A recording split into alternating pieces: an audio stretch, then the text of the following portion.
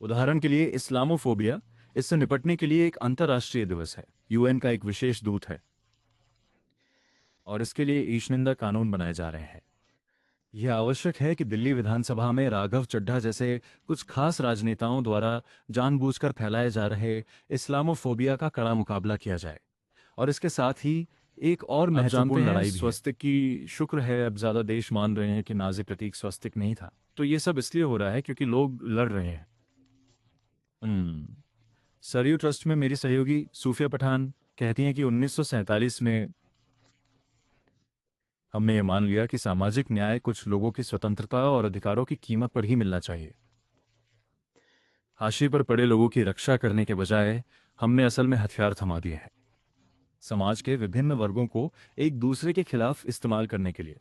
तो ये एक और लड़ाई इस है घिनौने जो हमें लड़नी अम्बेडकरवादी है। आंदोलन के साथ अगर आप चाहें तो कुल मिलाकर आप जानते हैं, मुझे पता है, मुझे लोगों ने कहा है कि अम्बेडकरवादी आंदोलन गृहयुद्ध से कैसे जुड़ा है वगैरह वगैरह। तो ये बड़े और मुस्लिम आबादी के कारण पूर्ण जनसांख्यिकीय बदलाव से जुड़ा है। पर मैं सिर्फ ये दिखा रही हूँ कि और भी बहुत सारी समस्याएं हैं। मेरा मानना है, आज मैं एक कॉन्फ्रेंस में थी जहां मुझे करीब 10 मिनट बोलने का मौका मिला और मैंने एक आसन गृहयुद्ध के बारे में बात की।